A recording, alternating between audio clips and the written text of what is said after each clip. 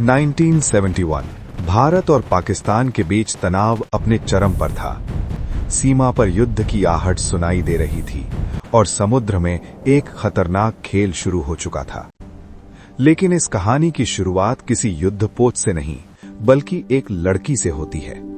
एक ऐसी लड़की जिसने दुश्मन देश के अंदर जाकर भारत के लिए जासूसी की। उसका नाम था सहमत। सहमत कश्मीर के एक साधारण परिवार से थी, लेकिन उसका परिवार भारत की खुफिया एजेंसी रॉ के संपर्क में था। जब 1971 के युद्ध के संकेत मिलने लगे तो भारत को पाकिस्तान की सैन्य योजनाओं की जानकारी चाहिए थी। सहमत के पिता ने उससे एक ऐसा प्रस्ताव रखा जो किसी भी इंसान की जिंदगी बदल सकता था। उसे पाकिस्तान जाना था और वहां एक पाकिस्तानी सैन्य अधिकारी के परिवार में शादी करनी थी। ये शादी प्यार के लिए नहीं थी, ये एक मिशन था। सहमत जानती थी कि अगर उसकी पहचान उजागर हो गई तो उसकी मौत तय थी।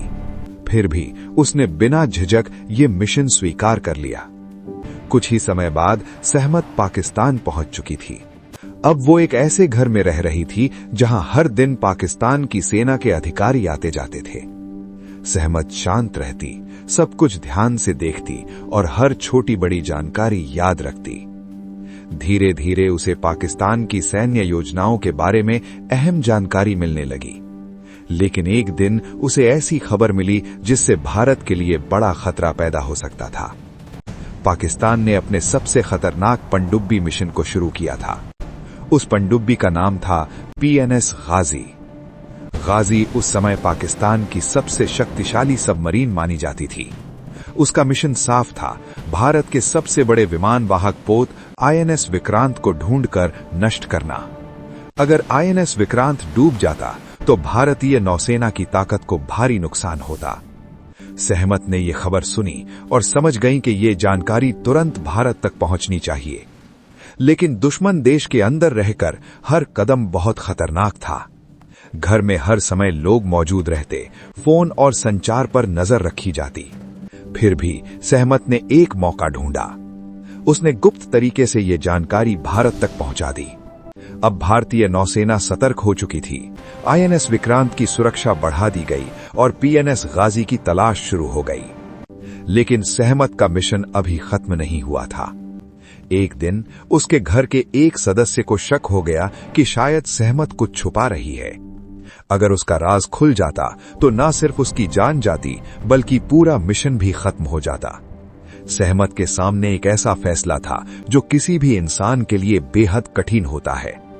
अपने मिशन को बचाने के लिए उसे ऐसे कदम उठाने पड़े जिन्होंने उसकी जिंदगी हमेशा के लिए बदल दी।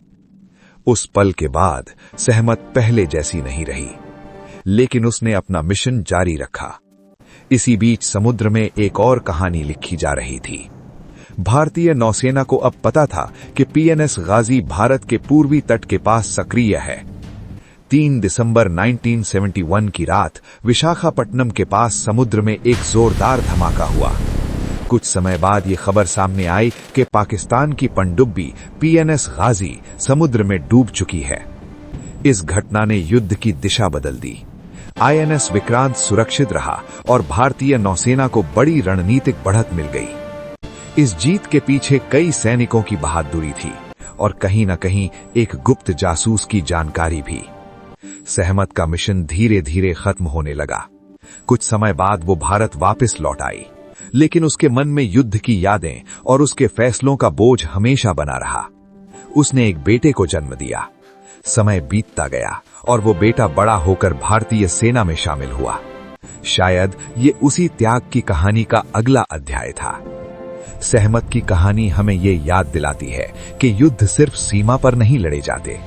कभी कभी सबसे खतरनाक लड़ाई दुश्मन देश के अंदर खामोशी से लड़ी जाती है और उन लड़ाइयों के नायक अक्सर इतिहास के पन्नों में छुपे रह जाते हैं, क्योंकि कुछ हीरो बंदूक नहीं उठाते, लेकिन उनके फैसले पूरे देश का भविष्य बदल देते हैं।